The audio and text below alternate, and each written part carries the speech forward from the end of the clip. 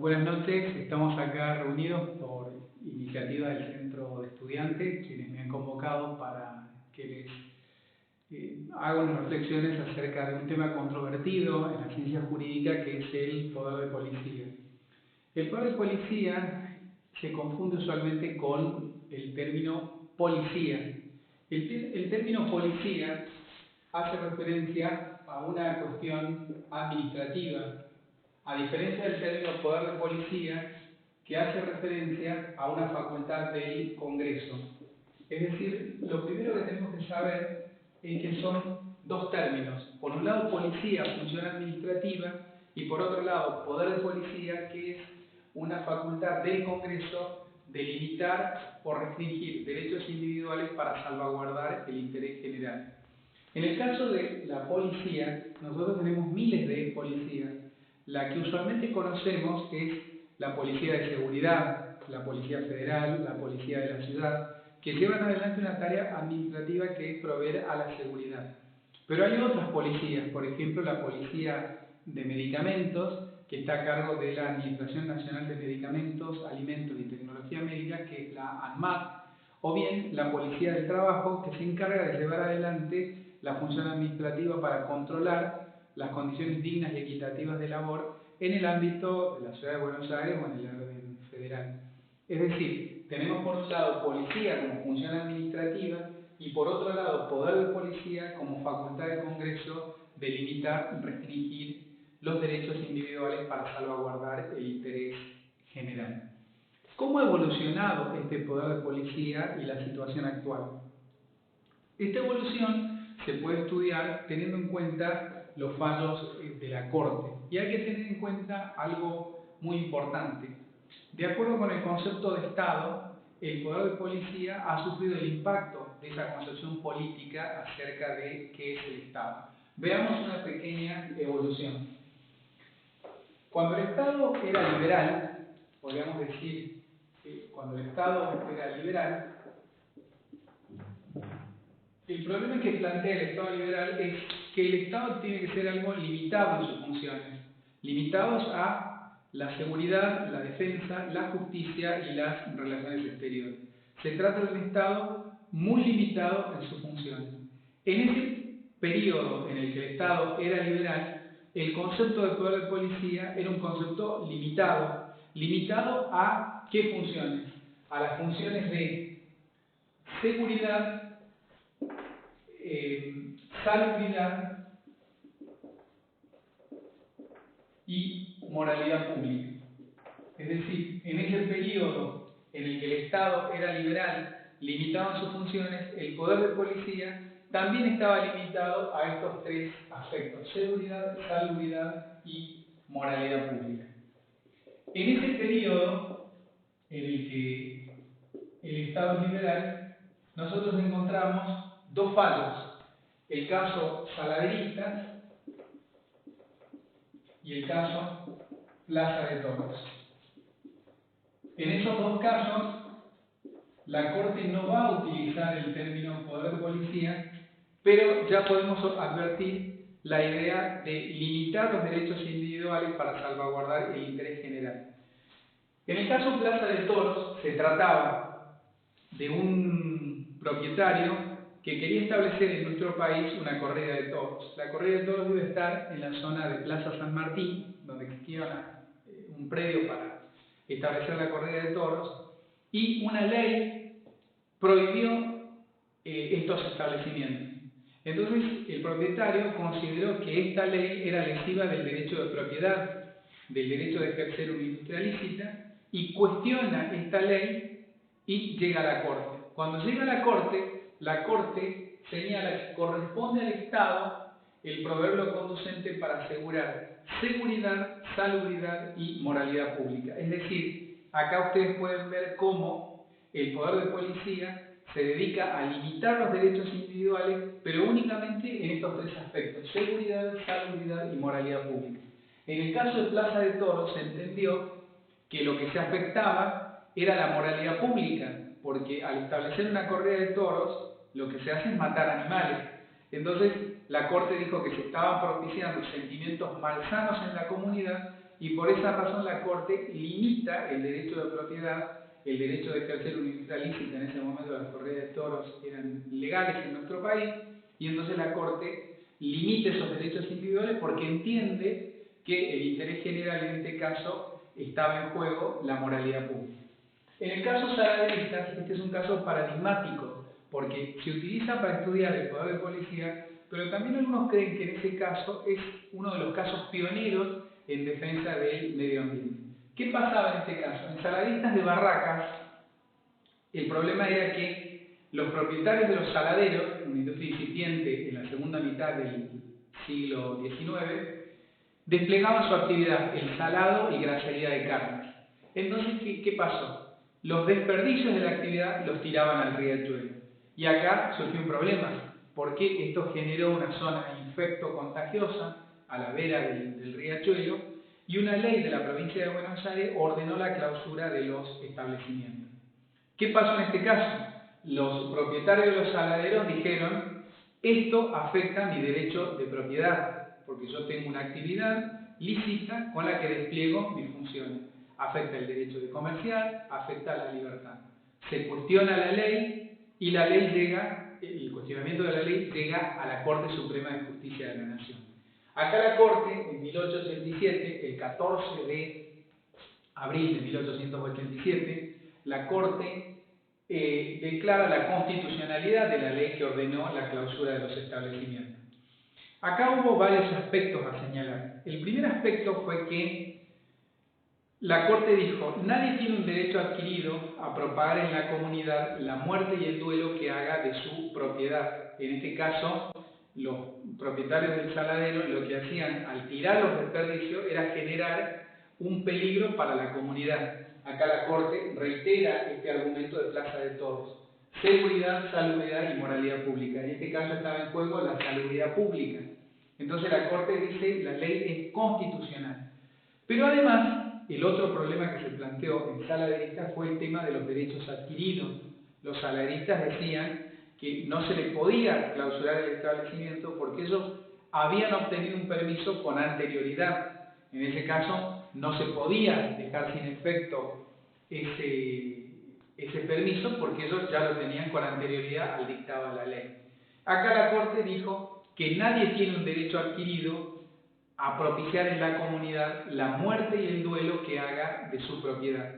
Y en este caso, tratándose de una actividad que genera un peligro para la salubridad pública, la Corte entendió que la ley era perfectamente constitucional. Esto en un periodo limitado, cuando dominaban las ideas del Estado liberal. Cuando dominaban las ideas del Estado liberal, entonces el poder de policía hace referencia a estas tres cuestiones: seguridad, salubridad y moralidad pública. En el caso Plaza de Toros, se protege la moralidad pública y se limitan derechos. En el caso Saladeristas, se protege la salubridad y también se limita el derecho de propiedad y la libertad. Luego viene un Estado benefactor. El Estado benefactor surge como una reacción frente al Estado liberal. El Estado benefactor parte de una idea: el Estado no puede permanecer indiferente a las necesidades sociales. Recuerden que en la época del Estado liberal se produjeron graves desfasajes sociales. Por ejemplo, tal como lo señala Dickens o la obra de Marx, el liberalismo generó en el aspecto social graves desfasajes. En Inglaterra, de la Revolución Industrial, los chicos de los 5 años trabajaban en las minas, había un alto nivel de explotación, y eso llevó a la reacción de Marx a escribir su obra El Capital, donde muestra los desfasajes económicos del liberalismo más crudo. Entonces, viene otra nueva idea política, la del Estado benefactor. El Estado tiene que intervenir. El Estado debe garantizar al individuo una serie de beneficios, no solo en el plano económico, sino también en el plano social y cultural. Aquí surge la idea entonces que el Estado debe intervenir. Esto surge en nuestro país hacia 1922 con un caso muy famoso, que es el caso Ercolano con Lanteri, el caso Ercolano. Acá, entonces, el Estado se agranda en sus funciones y el poder de policía también se va a agrandar.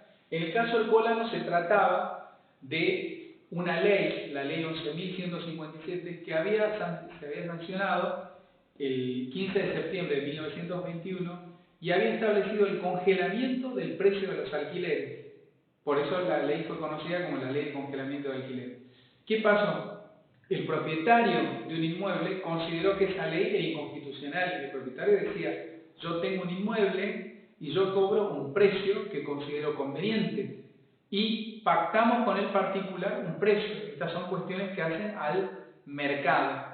Entonces, desde la perspectiva del propietario, la ley limita la propiedad, limita la libertad contractual, limita el ejercicio de una industria lícita, y en ese sentido, entonces, en el caso Ercolano con Lanteri, el propietario cuestiona esto. Llega a la Corte y la Corte, paradójicamente, no analiza en términos jurídicos el voto mayoritario, el cuestionamiento. La Corte, en Ercolano, el voto mayoritario, hace un análisis económico, un análisis de tipo social, porque en el caso económico, la Corte lo que dice es que existió una opresión irresistible. El propietario, bajo el nombre de precios, impuso al inquilino verdaderas exacciones de riqueza.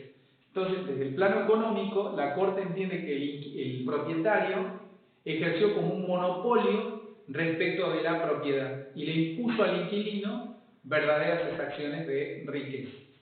Y desde el aspecto social, o desde el aspecto práctico, la Corte dice: existen bienes que pueden ser sustituidos por otros más rudimentarios. Por ejemplo, la provisión de energía eléctrica, el suministro de agua potable, todo es maleable a la condición pecuniaria del individuo. Pero en el caso de la habitación, se tiene o no se tiene habitación. Razones de decoro y de moral autorizan el dictado de la ley impugnada. La Corte, en este caso, señala algo que hoy, visto desde la perspectiva actual, hasta podría ser escandaloso. La Corte, en un pasaje del fallo, dice: es posible alimentarse más o menos bien, es posible abrigarse más o menos bien, pero no es posible habitar parcialmente. Fíjense el concepto de la Corte hacia 1922, que es un concepto bastante particular, pero es un caso revolucionario para la época, porque con este caso la Corte limita la libertad contractual, limita derechos individuales para salvaguardar el interés general, en este caso la necesidad de miles de personas que no tenían vivienda. Eso con el caso Ercolano, donde se limita la libertad contractual. Luego hay otro caso también, que es el caso Inchaupe, del año 34, y el caso Compañía Suiza contra Estado Nacional, también del año 34. En el caso Inchaupe Hermanos contra Junta Nacional de Carnes, acá lo que se trata es de una persona que es obligada, por medio de una ley, a asociarse obligatoriamente a la Junta Nacional de Carnes. Era un productor ganadero, se sanciona una ley y le dicen: señor, a partir de ahora usted, para vender su ganado, se tiene que asociar obligatoriamente a la Junta Nacional de Carnes. ¿Y qué pasó? El señor consideró que esto era inconstitucional, que consideró que era lesivo del derecho de propiedad, de la libertad, de la libertad de asociación, y además, otro problema que se planteaba era que él tenía que pagar un precio por la asociación, que era el equivalente al 1,5% del precio total de venta. Es decir, lo obligaban a asociarse y al mismo tiempo lo obligaban a pagar un precio. Pero acá la Corte no hace un gran desarrollo, porque ya para 1934 el mundo ya asistía a un cambio total del paradigma del Estado. En 1933 Roosevelt asume el New Deal ya con una concepción total de la intervención estatal. Y en nuestro país, siguiendo el ritmo universal de ese caso, en 1934, la Corte dice: la gravedad y extensión de la crisis autorizan el dictado de la ley impugnada. Y en el caso de los Inchaupe Hermanos, se obliga a un individuo a asociarse obligatoriamente, se limita la libertad y en definitiva se impone una carga económica al particular por algo que se considera de interés general. El caso Compañía Swift contra Estado Nacional, también del año 34, es muy paradigmático, porque también se trata de un tema de carnes. En ese caso, lo que se cuestionaba acá era de la ley de carnes, que además de tener un control sobre el tema de la carne, le permitía a la autoridad administrativa revisar la correspondencia epistolar. O sea, la ley permitía a la autoridad administrativa controlar y además le permitía controlar la correspondencia epistolar de los dueños de los frigoríficos. Este caso está enmarcado también en lo que se conoció la investigación de Lisandro de la Torre, conocida como el fraude que existía a la venta de carne en los años 30. En ese sentido, la ley lo que permitía era controlar el comercio de carne. ¿Y qué pasaba? En ese tiempo, en las sacas del correo, los frigoríficos ingleses mandaban hacia Inglaterra la contabilidad negra. Por eso la ley establecía lo relativo a el control de la correspondencia epistolar. ¿Y qué dijo la Corte en el caso Compañía Swift? La Corte dijo: el Estado quedaría inerme frente a una táctica comercial de empresas, por medio de la cual esas empresas podrían fijar los mercados de venta, el precio de la carne, las preferencias injustas y las arbitrarias discriminaciones.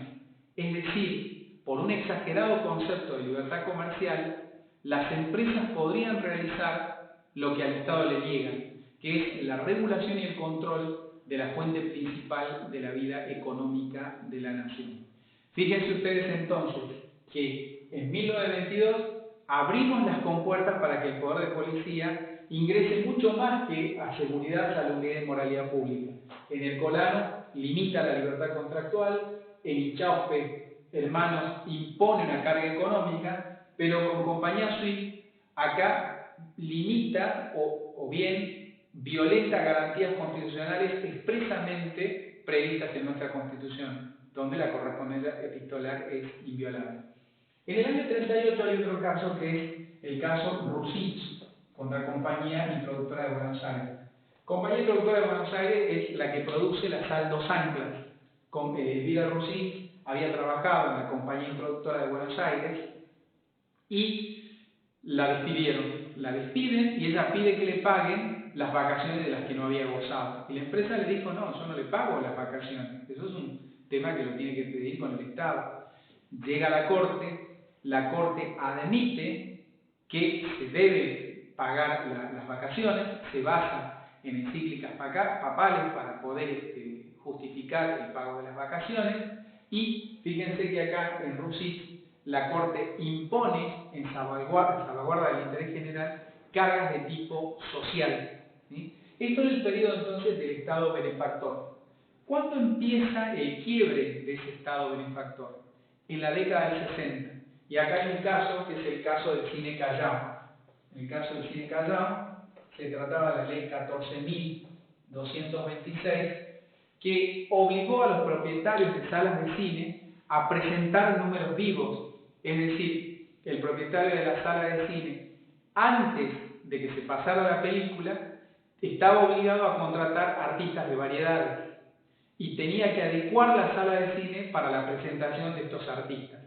Pero el problema era que no podía descargar ese gasto que había hecho al precio de la entrada, y además le tenía que pagar a los artistas de variedades un monto en dinero, es decir, un sueldo. ¿Qué pasó? La Corte, en el voto mayoritario, señaló la constitucionalidad de la ley 14.226. Pero acá es importante recordar la disidencia de Luis María Boffi Bollero. El doctor Luis María Boffi dijo que el Estado debe satisfacer con recursos propios las necesidades sociales y no descargar en una categoría de particulares las soluciones sociales. Y además dijo algo que es muy importante si uno ve la evolución jurisprudencial.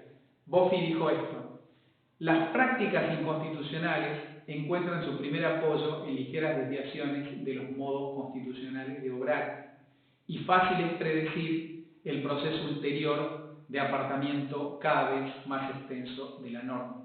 Porque ustedes fíjense que en 1922 nos parecía algo razonable que se limite la libertad contractual. Con hinchaufe que se impongan cargas económicas también, pero ya empieza a ser dudoso cuando el Estado, con compañía SWIFT, impone una violación expresa, una garantía constitucional, y con RUSIC una carga de tipo económico es lesivo para el empresario, pero no para el individuo. Entonces, acá empiezan una serie de discusiones que finalmente tiene su correlato en el caso del cine Callao. En definitiva, lo que tenemos que ver es que los derechos no son absolutos. Existe la potestad del Congreso de limitar derechos individuales para salvaguardar el interés general, pero eso debe ser objeto de un cuidado especial de manera tal de equilibrar la potestad estatal y las prerrogativas y garantías del ciudadano. Muchas gracias.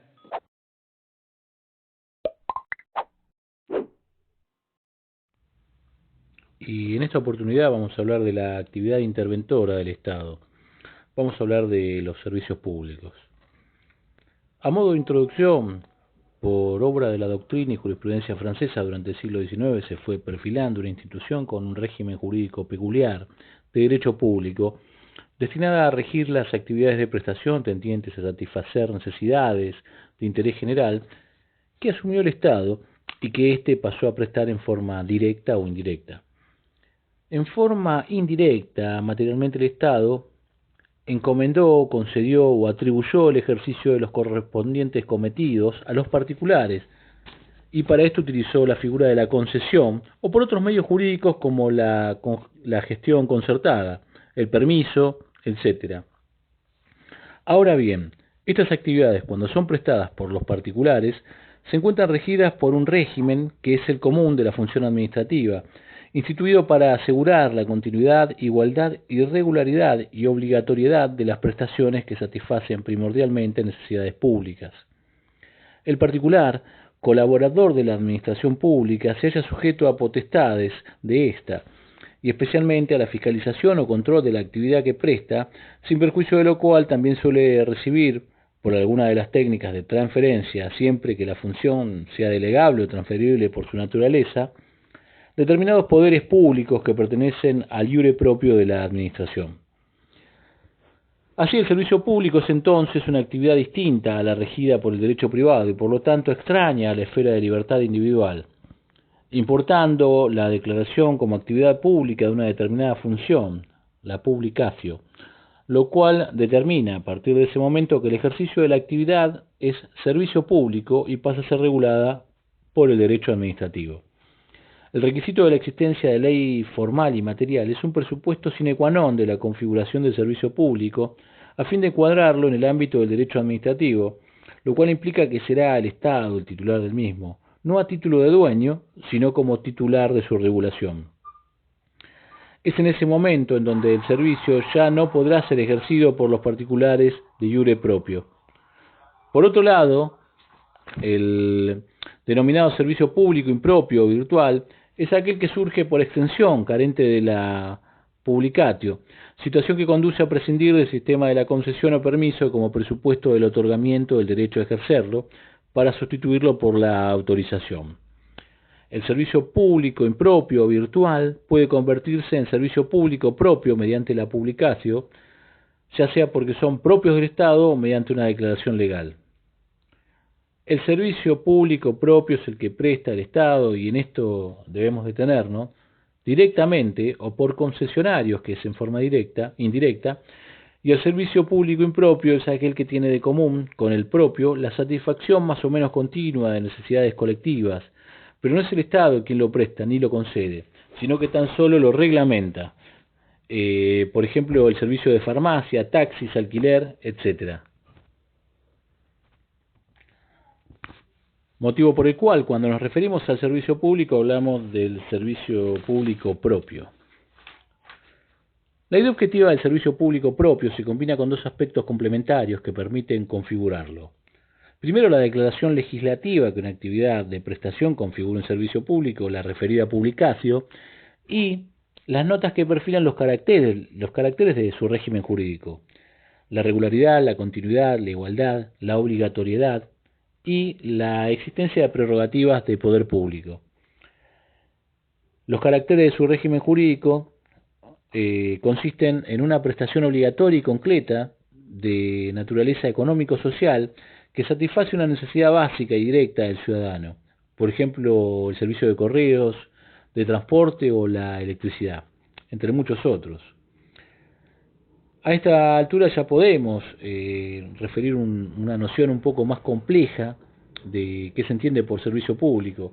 Y en este sentido vamos a decir que es la actividad administrativa desarrollada por el Estado en forma directa o indirecta que tiene por finalidad satisfacer necesidades individuales y de importancia colectiva mediante prestaciones periódicas y sistemáticas que constituyen el objeto esencial de concreta relación jurídica con los usuarios y los demás administrados y asegurado por normas y principios que otorgan prerrogativas de derecho público a quien la cumple para posibilitar la mejor satisfacción de las necesidades colectivas. Hablemos ahora de los elementos del servicio público.